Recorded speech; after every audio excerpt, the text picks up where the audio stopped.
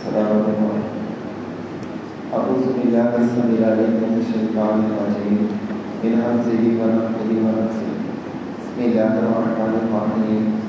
رب اشرح لی صدری ویسر لی امری واحلل عقدۃ من لسانی یفقہوا قولی. سورہ بقرہ ہم پڑھ رہے ہیں. آیت نمبر 86 ہماری رہ گئی تھی پڑھتے ہوئے. فرمایا اولئک الذین اشتروا الحیاۃ الدنیا، یہ وہ لوگ ہیں جنہوں نے خرید لی دنیاوی زندگی بالآخرۃ، آخرت کے مقابلے میں. فلا یخفف، پھر نہ ہلکا کیا جائے گا، عنہم ان سے عذاب، عنہم العذاب ان سے عذاب، ولا هم ینصرون اور نہ ہی وہ مدد کیے جائیں گے. وہ لوگ جن کی بات بیان کی گئی تھی کہ جنہوں نے روش ایسی اپنا رکھی ہے کہ کتاب کے بعد حصے کو مانتے ہیں، بعض کا انکار کرتے ہیں، کچھ احکامات کو مانتے ہیں، کچھ کا انکار کرتے ہیں. ہمارے یہ لوگ وہ ہیں جنہوں نے دنیا خرید لی آخرت کے بدلے. اب انہیں عذاب دیا جائے گا اور ان کے عذاب میں کوئی کمی نہیں کی جائے گی. 91 تک پڑھا تھا، 92 پڑھیں گے آج. وَلَقَدْ جَاءَكُم مُوسَىٰ، اور تحقیق آئے تمہارے پاس موسیٰ علیہ السلام بالبینات، روشن نشانیوں کے ساتھ. ثم اتخذتم العجل، پھر بنا لیا تم نے بچڑے کو، من بعد ہی اس کے بعد، وانتم ظالمون اور تم تھے ظالم. موسیٰ علیہ السلام تمہارے پاس واضح دلیل اور معجزات لے کر آئے، لیکن تم نے پھر بھی بچڑے کو معبود بنا لیا کہ تم لوگ ظالم تھے. یعنی موسیٰ علیہ السلام جب کوہ طور پر گئے، قوم نے، بنی اسرائیل نے بچڑے کی پرستش شروع کر دی تھی، اور اللہ تعالیٰ نے فرمایا کہ تم ظالم تھے. ظالم کیوں کہا؟ کہ شرک سب سے بڑا ظلم ہے. فرمایا کہ تم لوگ ظالم تھے. وَإِذْ أَخَذْنَا، اور یاد کرو جب ہم نے لیا، مِيثَاقَكُمْ تم سے پختہ وعدہ، وَرَفَعْنَا اور بلند کیا ہم نے، فَوْقَكُمُ الطُّورَ تم پر طور پہاڑ. اللہ تعالیٰ نے ان سے وعدہ لیا تھا. یہ وعدہ کیا تھا؟ کہ اللہ تعالیٰ کے احکامات پر عمل کریں گے. اور وعدہ ایسے لیا تھا کہ پہاڑ ان کے اوپر کھڑا کر دیا. جیسے بادل ہمارے اوپر آتے ہیں نا، اس طرح سے پہاڑ ان کے اوپر تھا، ریئل فزیکلی طور پر. اب پہاڑ سر پر کھڑا کر کر وعدہ لیا جا رہا ہے. اس وقت تو انکار کر ہی نہیں سکتے کہ ہم نہیں کریں گے. انہوں نے وعدہ کر لیا اور اقرار کر لیا. ہمیں خذوا ما آتیناکم، اور کہا پکڑو تم، ما آتیناکم جو ہم نے تمہیں دیا، بقوت قوت کے ساتھ. جو ہم نے تمہیں دیا، کیا دیا تھا؟ تورات دی تھی، احکامات تھے. فرمایا بقوت، اسے قوت کے ساتھ پکڑو.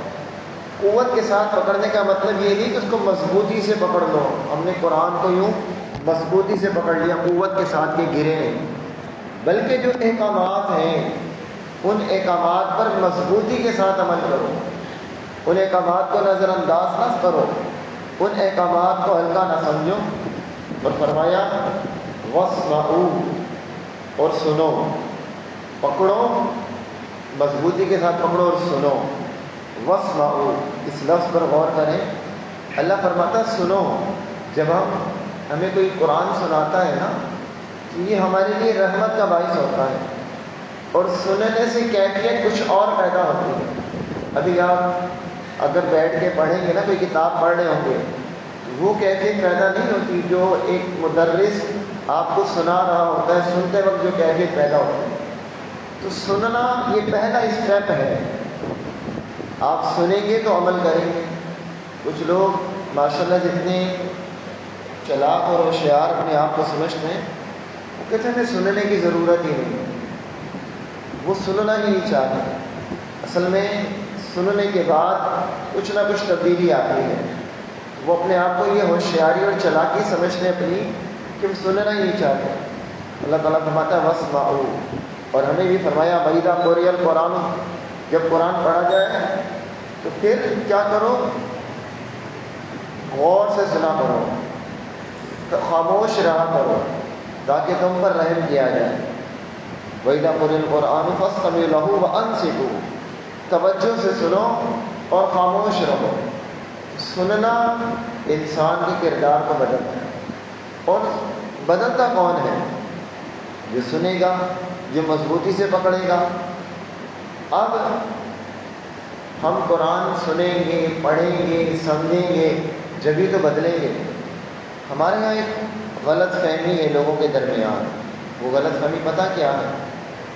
ہم بنیاد سے بات کو لیتے ہیں۔ اگر ایک شخص میٹرک کا امتحان دینا چاہتا ہے، میٹرک کا امتحان دینا چاہتا ہے، یا انٹر کا امتحان دینا چاہتا ہے، یا بی ایس سی کا یا ایم بی بی ایس کا، کسی بھی کلاس کا، پہلے وہ کتابیں پڑھتا ہے۔ بغیر کتابیں پڑھنے وہ امتحان نہیں دے سکتا۔ اگر اس نے پرائیویٹ بھی پڑھنا ہے، بغیر کالج اور یونیورسٹی کے تب بھی اسے کوچنگ لینی پڑتی ہے۔ اور کوئی یہ کہے کہ مجھے کتابوں کی ضرورت ہی نہیں ہے، میں ایسے ہی بی ایس سی کر لوں گا، ایم بی بی ایس کر لوں گا، یا میٹرک کر لوں گا۔ ہم سمجھتے ہیں کہ یہ کیا کرے گا، یہ پاس تو نہیں ہو سکتا، یہ پاس نہیں ہو سکتا، یہ ہمارا دعویٰ ہوتا ہے کہ اس نے پڑھا ہی نہیں، اور یہ سمجھتے ہیں اسے پڑھنے کی ضرورت بھی نہیں۔ کیا میں اور آپ ہم سب یہ مانتے ہیں کہ آخرت کا بھی کوئی امتحان ہے؟ کیا ہم اس بات پہ یقین رکھتے ہیں کہ اللہ تعالیٰ کے سامنے پیش ہونا ہے؟ اب ہم اس کتاب کو نہ سنیں، نہ پڑھیں، نہ تھامیں، کیا اس امتحان میں پاس ہو جائیں گے؟ جب ہم میٹرک کا امتحان بغیر کتابیں پڑھے نہیں دے سکتے، انٹر کا امتحان نہیں دے سکتے، جو ہماری دنیا ہے اور جس کی کوئی ویلیو نہیں، صرف ایک ہنر کی حد تک ہے نا کہ آپ دنیا کماتے ہیں۔ آپ چاہے سی اے کیا ہو، ایم اے کیا ہو، ڈبل ایم اے کیا ہو، یہ آپ کی دنیا کی زندگی تک ہے۔ اور آخرت کے امتحان کے حوالے سے شیطان نے کہا کہ اس کو پڑھنے کی بھی ضرورت نہیں، سننے کی بھی ضرورت، پھر ہم کیسے کامیاب ہیں؟ اور پھر دنیا کی کتابوں کے لیے ہم کتنی کتابیں سنتے ہیں؟ ہم یونیورسٹی میں جاتے ہیں، کالج میں جاتے ہیں، 6 7 8 پیریڈز ہوتے ہیں اور الگ الگ چیزیں ہوتی ہیں، ہمیں سب پڑھنے پڑتے ہیں۔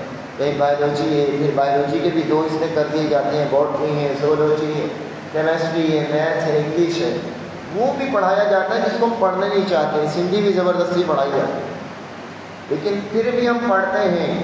یہ صرف ایک کتاب ہے، زیادتی ہے نا۔ ہم 6ٹھی 7ویں 8ویں 9ویں 10ویں 11ویں 12ویں ساری کلاسیں پڑھ جاتے ہیں، بس اسے ایک کتاب کو نہیں پڑھتے۔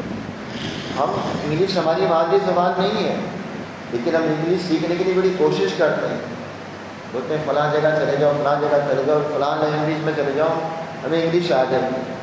لیکن اللہ کی کتاب کے ساتھ ہمارا کیا تعلق ہے؟ ہم سننے کے لیے بھی تیار نہیں، ہم محنت کرنے کے لیے تو بالکل بھی تیار نہیں۔ ہم سمجھتے کہ بس وہ آخرت کا امتحان ایسے ہی پاس ہو جائے گا۔ اگر ہمارا سینٹر بورڈ کا کسی سخت اسکول میں پڑھے، بولے بہت ٹف اسکول، بہت ٹف کالج ہے، وہاں چیٹنگ نہیں ہونے دیتے، نقل نہیں ہونے دیتے، ہمیں پتہ چل جائے کہ سینٹر وہاں ہوگا، ہماری حالت کیا ہوتی ہے؟ بولتے ہیں وہاں تو چیٹنگ بھی نہیں ہوتی، محنت کرنی پڑے۔ تو جو ہمارا سینٹر آخرت کا ہوگا وہاں تو نقل اور چیٹنگ کا سوال ہی نہیں۔ تو کم از کم کتاب تو پڑھی ہو، اور اس کتاب کی تاثیر ہے کہ جب آپ اس کو پڑھیں گے، سنیں گے، آپ بدل جائیں گے۔ یہ کتاب بدل دیتی ہے، اس کتاب کی تاثیر ہے۔ لوگوں نے تو اس کتاب کو اس وجہ سے پڑھا کہ اس میں غلطیاں نکالیں، لیکن اللہ نے انہیں ہدایت دی۔ وَاسْمَعُوا، قرآن سنا کریں۔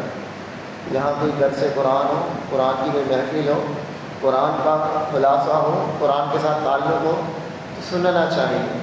یہ اللہ کو حکم، بظاہر تو بنی اسرائیل تو ہے کہ اللہ کی کتاب کو سنو، لیکن ہمارا حال بھی یہی ہے۔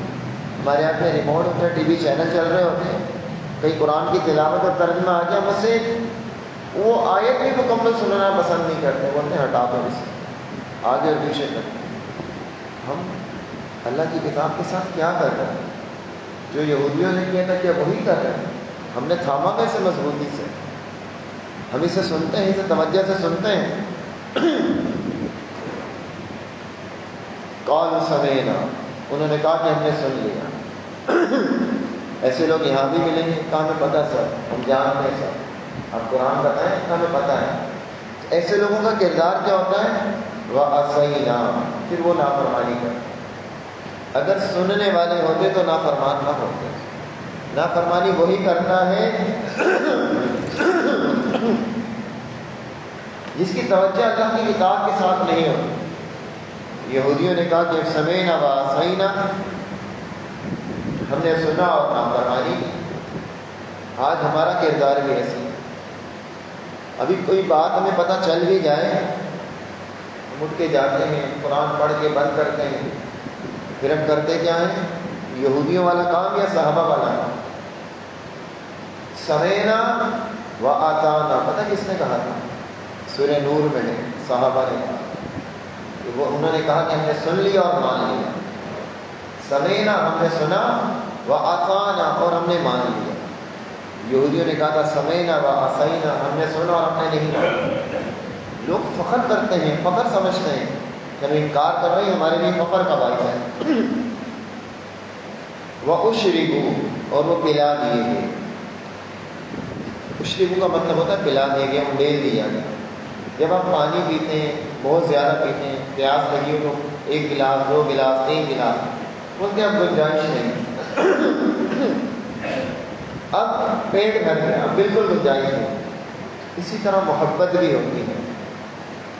انسان کسی سے اس قدر محبت کرتا ہے کہ محبت میں حد سے بڑھ جاتا ہے۔ اس کو یہ اس لفظ میں اللہ نے کہا کہ وہ اشربو، پلا دیے گئے، فی قلوبہم، اپنے دلوں میں۔ ایک پلانا ہوتا ہے گلے میں، منہ میں، معدے میں، اور ایک پلانا ہوتا ہے دل میں۔ یہ دل میں پلانا کیا تھا؟ فی قلوبہم الإجلال، بچڑے کی محبت۔ وہ جو بچڑا سامری نے بنایا تھا، ان کے زیورات تھا،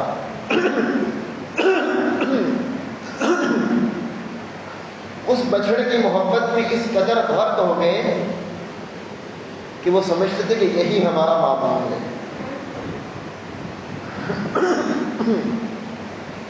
اور ایک بات یہاں ہمارے ذہن میں رہے، شرک کی سب سے بڑی وجہ پتہ کیا ہے؟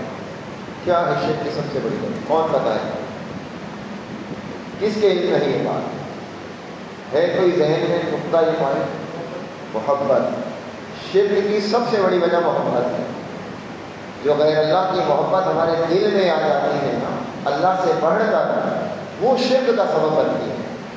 آپ دیکھ لیں قوم نوح نے جو ود، سوا، یعوث، یعوق اور نصر کو معبود بنایا، وجہ کیا تھی؟ ان کی محبت۔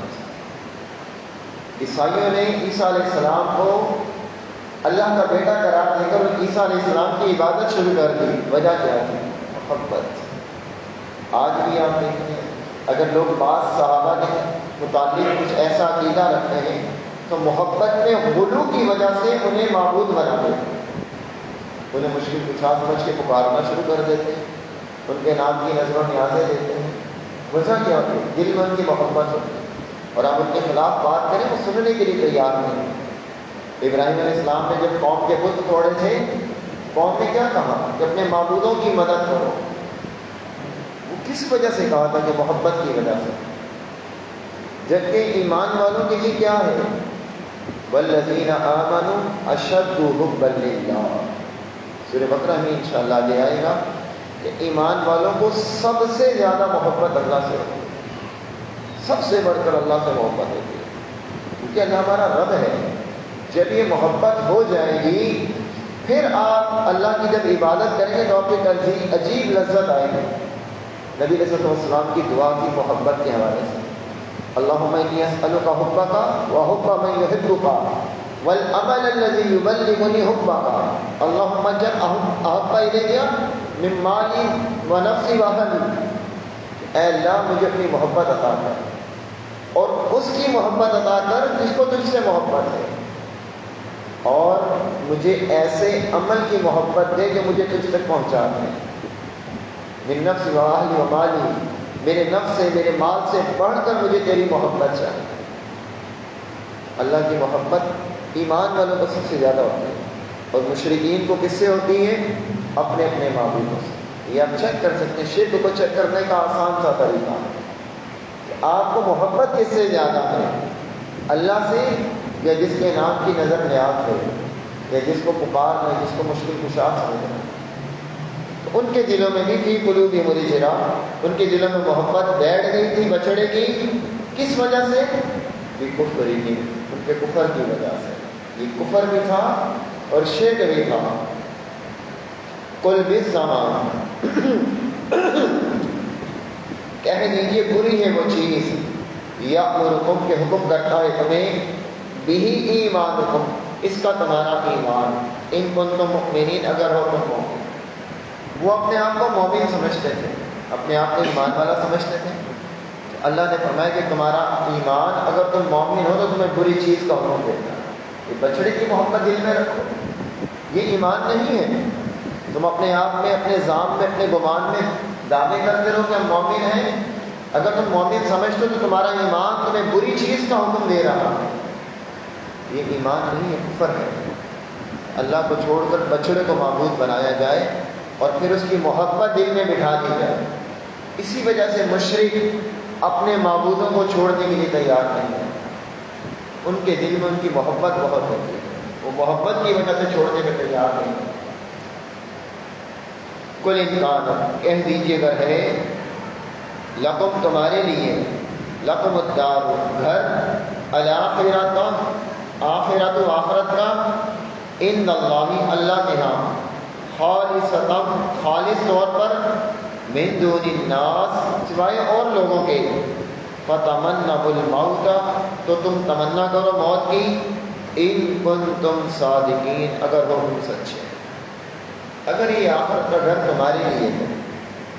یہودی کہتے تھے کہ لن يدخل الجنۃ الا من کان هودا او نصارا، یہودیوں اور عیسائیوں کے سوا کوئی جنت میں داخل ہی نہیں ہوگا. یہ ان کی بات تھی، ان کا دعویٰ تھا. اللہ نے فرمایا کہ اگر تمہارا دعویٰ ایسا ہی ہے کہ صرف آخرت تمہیں ملے گی، فتمنوا الموت، پھر موت کی خواہش کرو. جنت میں داخل ہونے کے لیے کیا چیز ضروری ہے؟ موت بھی تو ضروری ہے. ایمان کے ساتھ ساتھ موت بھی ضروری ہے. زندگی میں جنت نہیں ملے گی، موت ضروری ہے. موت کے بغیر انسان جنت میں نہیں جائے گا. اگر تم اپنے ذات میں، اپنے گمان میں، اپنے دعوے میں سچے ہو کہ جنت ہمارے لیے ہے، موت کی خواہش کرو. آج ہمارا بھی کچھ ایسا ہی حال ہے. یہ بنی اسرائیل کی جو باتیں ہیں نا، تو یہ ساری کی ساری ہم پر فٹ آتی ہیں. کیونکہ نبی صلی اللہ علیہ وسلم نے فرمایا کہ تم وہ بہت اس کی پیروی کرو دون امتوں کی. صحابہ نے پوچھا یہود و نصارہ ان کی پیروی کریں گے؟ فرمایا پھر کون؟ اگر وہ یہ نہیں تو پھر کون؟ تو جو ان کا کریکٹر تھا آج ہمارا بھی ہے. آج ہم بھی کسی سے پوچھ لو کہ بس ہم نبی صلی اللہ علیہ وسلم کی امت، ہم جو مرضی کہتے ہیں جنت ہماری، ہم نے جانا جنت میں ہے. لوگ یہی کہتے ہیں نا آج. اب قرآن نے کیا کہا؟ فتمنوا الموت، موت کی آرزو کا. اچھا، موت کی آرزو کرنی نہیں چاہیے، اسلام نے ہمیں روکا ہے. موت کی خواہش نہیں کرنی چاہیے، کیونکہ یہ زندگی ایک ہی بار ملے گی. یہ زندگی صرف ایک بار ملی ہے، بار بار نہیں ملے گی. اس زندگی سے آپ نے اللہ کو راضی کرنا. اللہ تعالیٰ آپ کو زندگی دے رہا ہے تو یہ موقع دے رہا ہے نا، توبہ کے مواقع مل رہے ہیں آپ کو کہ آپ اللہ سے معافی مانگ سکتے ہیں، اللہ کے قریب آ سکتے ہیں. موت کی آرزو کرنا پسندیدہ نہیں ہے، اسلام نے پسند نہیں کیا. ہاں یہ ضرور کہا کہ جو شخص مجبور اور لاچار ہو جائے، اس کا ایمان خطرے میں پڑ جائے، وہ یہ کہہ سکتا ہے کہ یا اللہ مجھے زندہ رکھ جب تک میرا زندہ رہنا بہتر ہے، اور مجھے اس وقت موت دے جب میرا مرنا بہتر ہے. یہ دعا کی جا سکتی. اب سوچیں کہ جب موت کی خواہش اور آرزو کرنا منع ہے تو کسی کو مار دینا یہ کتنا بڑا گناہ ہوگا، یا اپنے آپ کو مار دینا، خودکشی کر دینا، یہ کتنا بڑا گناہ ہے. جس دین نے موت کی آرزو سے بھی روکا ہے، یا موت کی آرزو نہ کریں، موت کی خواہش نہ رکھیں. موت کی تمنا نہ کریں. بہرحال بات ان سے کہی جا رہی کہ اگر تم سچے ہو تو موت کی آرزو کرو. اب جس کے اعمال اچھے ہوتے ہیں نا، جس کا کردار اچھا ہوتا ہے، وہ موت سے کم ڈرتا ہے. ڈر تو لگتا ہے لیکن کم لگتا ہے. اسے یہ ہوتا ہے کہ چلو میرے اعمال اچھے ہیں، اللہ کے پاس جاؤں گا، اللہ مجھے معاف کر. اور جس کے اعمالوں میں سیاہ کاریاں، بدکاریاں، گناہوں کے انبار ہوتے ہیں، وہ موت سے زیادہ ڈرتا ہے. اسے موت سے زیادہ خوف آتا ہے.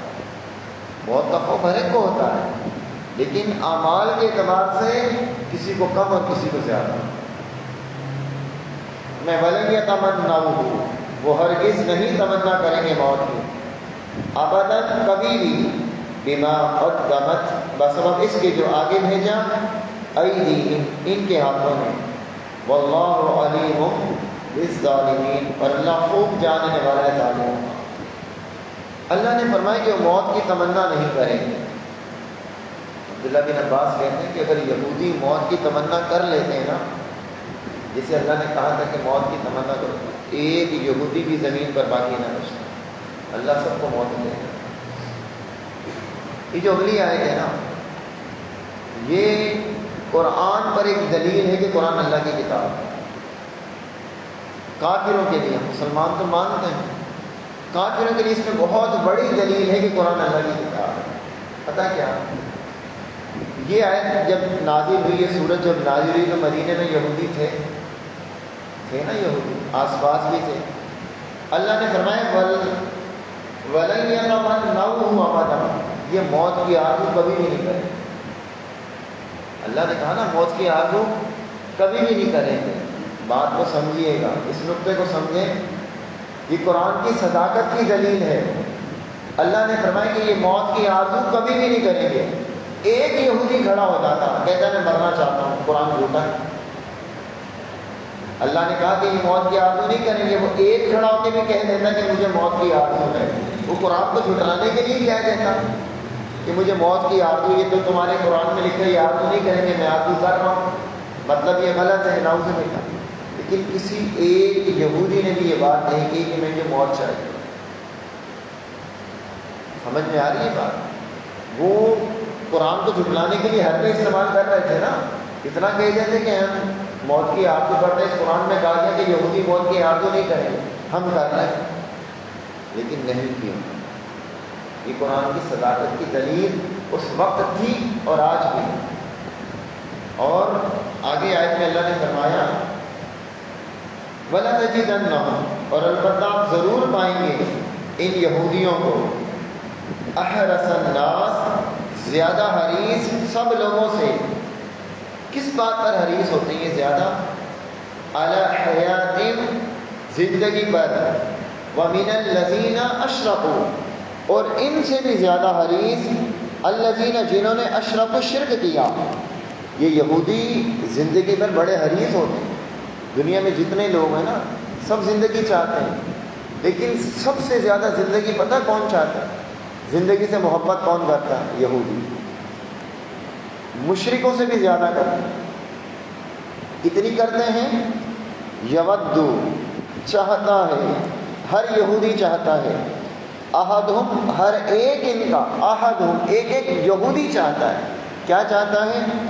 لو یعمر، کاش وہ عمر دیا جائے، الف سنۃ، 1000 سال. وہ چاہتا ہے کاش وہ 1000 سال زندہ رہے. ہر یہودی یہ چاہتا ہے. قرآن ان کو کھول کھول کر بیان کر رہا ہے. ان کی ایک ایک بات اللہ ہم سے ہمیں بتلا رہا ہے کہ ہر ایک ایک یہودی زندگی پر اتنا حریص ہے کہ وہ چاہتے ہیں کہ اسے 1000 سال کی زندگی دی جائے. پھر اللہ نے فرمایا وما ہوا بمزحزحہ، حالانکہ نہیں ہے ہوگا وہ، یعنی اگر اسے 1000 سال بھی مل جائے، اللہ دے دے، بمزحزحہ، اسے بچانے والا، من العذاب، عذاب سے، ان یعمر، یہ کہ وہ اس قدر عمر دیا جائے. 1000 سال کی عمر بھی اگر اسے مل جائے تو عذاب سے نہیں بچ سکتا. یعنی کہ یہودی اللہ کے نافرمان اور سرکش قوم، اگر 1000 سال کی بھی یہ زندگی مل جائے تو یہ نافرمانیوں میں ہی رہے. بدترین ہوتا ہے وہ شخص جس کی عمر بھی طویل ہو اور گناہ بھی زیادہ ہو. نبی علیہ السلام کی حدیث ہے صحیح بخاری کی، اللہ تعالیٰ جسے 60 سال کی زندگی دے دیتا ہے نا، 60 سال کی، پھر اللہ اس کا کوئی عذر قبول نہیں کرے گا۔ یہ صحیح بخاری کی حدیث ہے کہ 60 سال کے بعد یہ وہ زنا کر رہا ہے، جھوٹ بول رہا ہے، نمازوں میں سستی کر رہا ہے، سود کا کام کر رہا ہے، دھوکہ دے رہا ہے، ہم اردو میں بھی کہتے ہیں کہ ٹانگیں قبر میں اب تو سدھر جاؤں۔ 60 سال کی عمر جس کو دی جائے گی اس سے عذر قبول نہیں کیا جائے گا، تو جس کو 1000 سال کی عمر مل جائے اسے کون سا عذر اس سے قبول کیا جائے؟ اس زندگی کو غنیمت سمجھنا۔ واللہ بصیر بما یعملون، اور اللہ خوب دیکھنے والا ہے اس کو جو عمل کرتے ہیں۔ اللہ تعالیٰ تمہارے اعمال دیکھ رہا ہے۔ کل کہہ دیجیے، من کان عدوا، جو کوئی ہے دشمن، لجبریل جبرائیل کا، فإنہ تو اسی نے نزلہ نازل کیا ہے اس قرآن کو، علی قلبک آپ کے دل پر، بإذن اللہ اللہ کے حکم سے، مصدقا لما تصدیق کرنے والا ہے اس کتاب کی جو بین یدیہ اس سے پہلے ہے، وہدی اور ہدایت ہے، وبشریٰ اور بشارت ہے، للمؤمنین مومنوں کے۔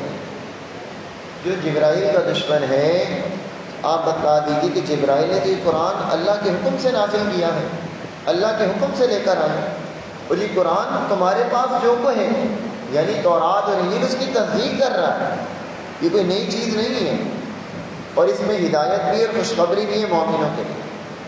نبی علیہ السلام کے پاس کچھ یہودی آئے تھے، اور یہودیوں نے آ کر کہا کہ ہمارے 3 سوال ہیں، اگر آپ ان تینوں سوالوں کے جواب دے دیں گے، بعض روایتوں میں آتا ہے کہ عبداللہ بن سلام تھے، کہ آپ ہمارے ان 3 سوالوں کے جواب دے دیں گے تو مسلمان ہو جائیں۔ انہوں نے پہلا سوال یہ کیا کہ قیامت کی آخری نشانی کیا ہوگی؟ انہوں نے تورات میں پڑھا تھا، نبی علیہ السلام کے متعلق جانتے تھے کہ مکہ سے آئے، مکہ میں تورات کا وجود ہی نہیں تھا۔ انہوں نے کہا کہ ان سوالوں کے جواب صرف نبی ہی جانتا ہے۔ پہلا سوال یہ تھا کہ قیامت کی آخری نشانی کیا ہوگی۔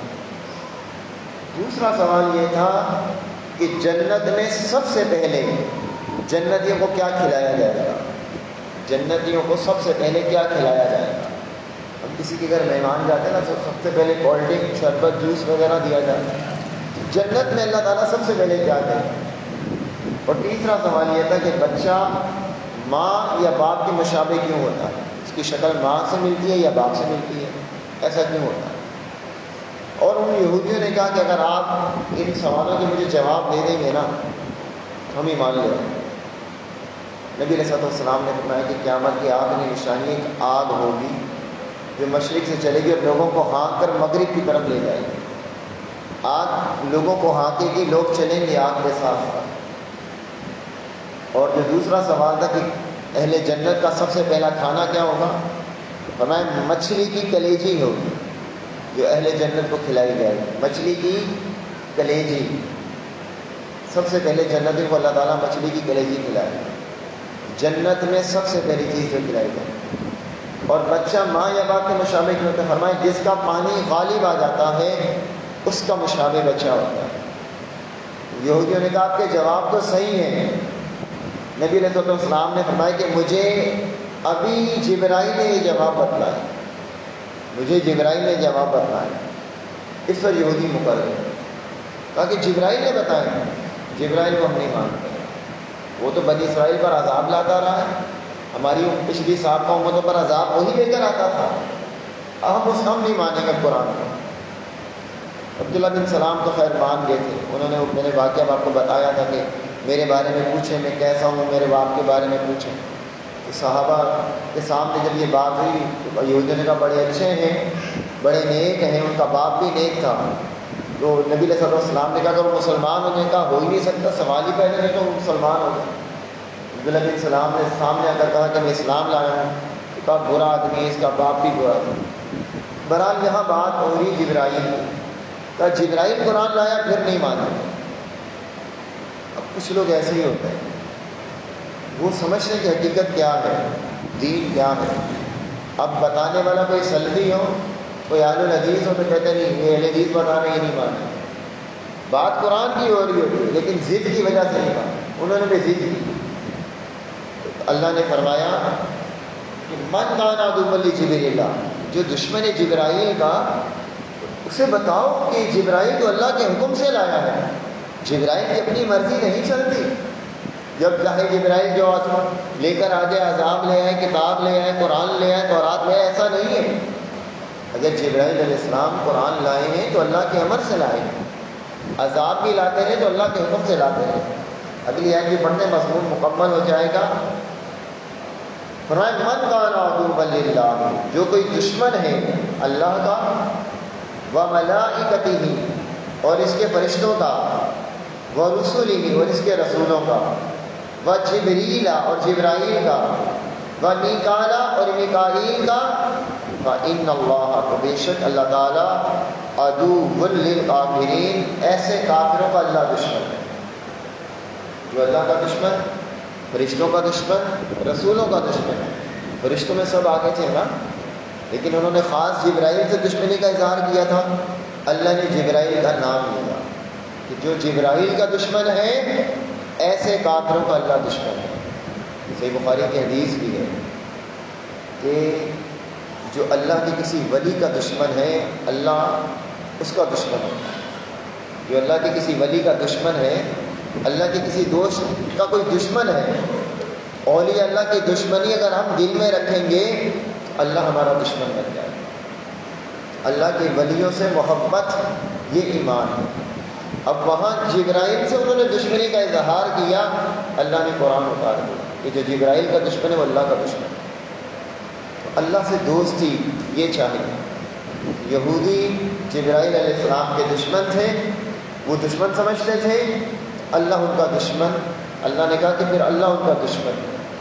اور دشمنی کیا ہوتی ہے؟ عداوت ہوتا ہے نا، اور جس کی دشمنی اللہ سے ہو جائے اس کا بیڑا کہاں سے پار ہو، اور جس کی دوستی اللہ سے ہو جائے پھر اللہ اس کے دشمنوں کو بھی تنبیہ کر رہا ہوتا ہے۔ اور اللہ کا دوست کون ہوتا ہے؟ اللہ کا دوست کون ہوتا ہے؟ اللہ کے دوست بننے کے لیے کوئی علیحدہ سے لباس نہیں ہے کہ یہ لباس پہننے والے اللہ کے دوست ہیں۔ کوئی علیحدہ سے شہر یا بستی نہیں کہ وہاں اللہ کے دوست رہتے ہیں۔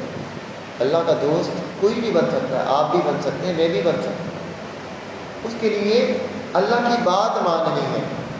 جو اللہ کی بات مانے گا اور اللہ کی نافرمانی نہیں کرے گا وہ اللہ کا دوست ہے۔ آپ ایک کلاس میں پڑھتے ہو اور ایک شخص آپ کے ساتھ رہتا ہو، آپ کی بات مانتا ہو، اب اسے کیا کہتے ہیں؟ یہ میرا دوست ہے۔ اور وہ آپ کی ہر بات میں مخالفت کرتا ہو تو آپ اسے کہتے ہیں یہ میرا دوست ہے۔ دوست کون ہوتا ہے؟ جو بات مانتا ہے۔ اللہ کے دوست بننے کے لیے اللہ کی بات مانیں۔ میں اور آپ ہم سب بن سکتے ہیں، یہ علیحدہ سے کوئی چیز نہیں ہے۔ ہم صحابی نہیں بن سکتے، صحابی بننے کے لیے نبی علیہ السلام کی زیارت کرنی پڑے گی، وہ آج نہیں ہو سکتی، لیکن اللہ کے دوست بن سکتے ہیں۔ اللہ تعالیٰ ہمیں توفیق عطا فرمائے۔ یہاں دو مشہور فرشتوں کے نام ہیں، جبرائیل اور میکائیل۔ ایک ہمارے یہاں چار معروف فرشتے ہیں، ایک اسرافیل ہے جو سور پھونکنے والے، اور ایک عزرائیل ہے جو لوگوں کے درمیان مشہور ہے کہ جنہیں موت کا فرشتہ کہا جاتا ہے۔ عزرائیل کا نام کسی حدیث میں نہیں۔ اب حیران کہ یہ میں کیا کہہ رہا ہوں؟ آپ تو یہی سنتے تھے کہ عزرائیل روح قبض کرتے ہیں، آج تک تم یہی سنتے آئے تھے کہ اسرائیل کو قبض کرتے ہیں، لیکن کسی حدیث میں نہیں۔ ملک الموت کہا گیا ہے، جہاں پر بھی آیا لفظ ملک الموت آئے، موت کا فرشتہ، اسرائیل کا لفظ نہیں آیا۔ یہ بات ہمیں اپنے ذہنوں سے نکال دینی چاہیے کہ اسرائیل روح قبض کرتے ہیں، بلکہ قل یتوفاکم ملک الموت الذی، کہ جب تمہیں موت آتی ہے اور موت کا فرشتہ تمہاری روح قبض کرتا ہے، اسے موت کا فرشتہ کہتے ہیں، اسرائیل نہیں کہتے۔ بعد کے سوالات میں سے پوچھیں۔ میکائیل کو یہودی کا دوست کہتے ہیں۔ میکائیل علیہ السلام جو فرشتے ہیں، یہودی کہتے تھے ہمارے دوست اور جبرائیل ہمارے دشمن ہیں۔ اللہ نے فرمایا کہ جو ان دونوں کا دشمن ہے، فرشتوں کا دشمن ہے، ایک سے دوستی اور دوسرے سے دشمنی، یہ بھی دشمنی ہے۔ اب میرے دو دوست ہوں اور آپ ایک سے دوستی رکھیں دوسرے سے دشمنی رکھیں، یا میرے 2 بیٹے ہوں، اب ایک سے دوستی رکھے دوسرے سے دشمنی رکھے، تو یہ دشمنی ہی ہے۔ ان کے کام کیا تھے یہ اللہ بہتر جانتا ہے، یہ کیا ان کی ذمہ داری کیا ہے، کن معاملات پر ان کی ڈیوٹی ہے، یہ اللہ ہی بہتر جانتا ہے۔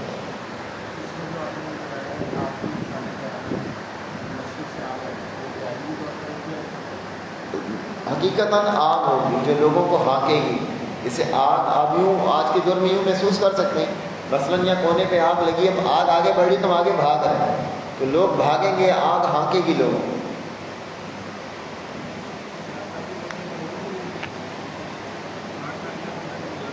اب کی آواز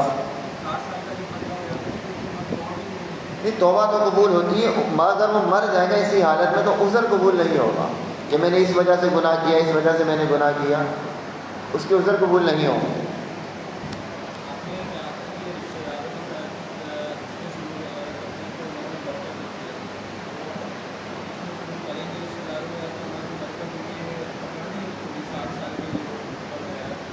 عمر میں برکت ہوگی رشتہ داروں سے اس طرح سلوک کرنے کی وجہ سے۔ جی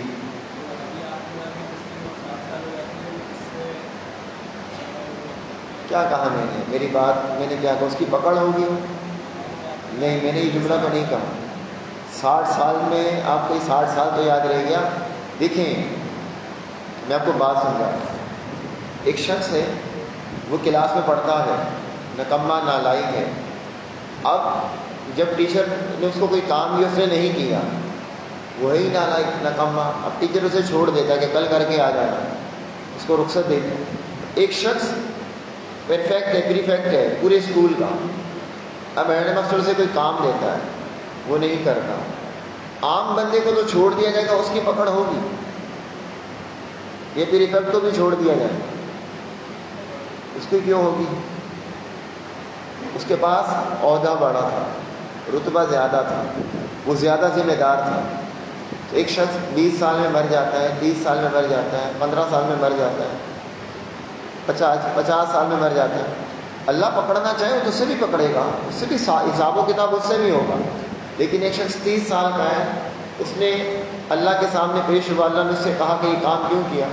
وہ کہتا ہے کہ میں جوانی میں تھا، میں بہک گیا، مجھ سے غلطی ہو گئی، میں یہ غلطی کر بیٹھا۔ اس نے ایک بات کہی، اب اللہ کی مرضی اس کے عذر کو قبول کرے یا نہ کرے، یہ اللہ کی مرضی۔ لیکن 60 سال کا جب کوئی شخص ہو جائے گا، پھر وہ یہ کہے گا میں نے اس وجہ سے گناہ کیا، تو اللہ اس کے عذر کو قبول نہیں کرے۔ سمجھ میں آئی بات؟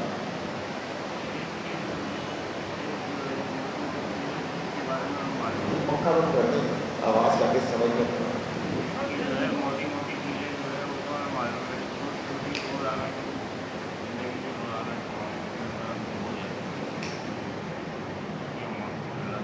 اسی وجہ سے حدیث میں آتا ہے کہ کثرت سے استغفار کیا، اور نبی علیہ السلام کا کوئی گناہ نہیں تھا، لیکن اس کے باوجود آپ دن میں 100 بار اللہ سے معافی مانگا کرتے تھے۔ ہمیں استغفار کا حکم اسی وجہ سے ہے، اور یہ استغفار ہی ایسا ہے جس میں دعاؤں میں بھی غلو کا لفظ استعمال ہوتا ہے۔ اے اللہ میرے چھوٹے بڑے اگلے پچھلے ظاہری باطنی نئے پرانے ہر طرح کی گناہ معاف کر۔ پھر صبح شام ہمیں سید الاستغفار کی تلقین کی گئی کہ سب استغفار کا جو سردار ہے محمد کا ربی لا الہ الا انت فرق ہے، تو بار بار استغفار کرنی چاہیے۔ ہم نماز کے بعد بھی سلام پھیرتے ہیں، استغفار کرتے ہیں، تو یہ اسی وجہ سے کہ جو ہم سے گناہ ہو رہے ہیں نا، ہم گناہ سے بچ نہیں سکتے۔ کوئی شخص یہ کہے کہ میں گناہ نہیں کروں گا، یہ ناممکن سی بات ہے۔ کل بنی آدم خطاؤن، سارے بنی آدم خطا کار ہیں، بہترین خطا کار وہ ہے جو توبہ کرنے والا۔ توبہ کرتے رہنا چاہیے تاکہ ہمارے گناہ معاف ہوتے ہیں، اور اللہ بار بار معاف کرتا ہے، بار بار معاف کرتا ہے۔ بعض روایتوں سے پتہ چلتا ہے کہ اگر ایک شخص ایک دن میں ایک گناہ 70 بار کرے، 70 بار، مثلاً اس نے صبح گناہ کیا، گناہ کرتے ہوئے احساس ہوا کہ میں نے غلطی کی، اس نے اللہ سے فوراً معافی مانگی، معافی مانگتے ہوئے اس کی سوچ یہ نہیں تھی کہ میں دوبارہ گناہ کروں گا، لیکن 1 گھنٹے بعد آدھے گھنٹے بعد پھر اس نے وہی گناہ کر لیا۔ اب شیطان اسے دھوکہ دیتا ہے کہ تو نے صبح بھی گناہ کیا تھا، معافی مانگی، پھر گناہ کر رہا ہے۔ اب اسے وہ تسلی دیتا ہے معافی نہیں مانگ، تیری تو عادت ہو گئی، اب معاف تھوڑی کرے گا، وہ پھر معافی ہی نہیں مانگتا۔ لیکن حدیث سے پتہ چلتا ہے کہ ایک گناہ کو وہ 70 بار بھی دن میں کر لے اور ہر بار معافی مانگے تو اللہ سے ہر بار معاف کرے۔ گناہ کر کے توبہ سے پیچھے نہیں ہٹنا چاہتے. ہم توبہ سے پیچھے ہٹ جاتے ہیں. ایک گناہ 2 4 6 بار ہم نے کر لیا نا، پھر ہم اسے روٹین بنا لیتے، پھر ہم توبہ نہیں کرتے. یہ غلط ہے، یہ خطرناک. تو بھلے ایک گناہ بار بار ہوتا ہے، روزانہ بھی ہوتا ہے، لیکن آپ توبہ کرنا چاہتے. اللہ تعالیٰ گناہوں کو معاف کر دے. سبحانک اللہم و بحمدک اشہد ان لا الہ الا انت استغفرک و اتوب الیک.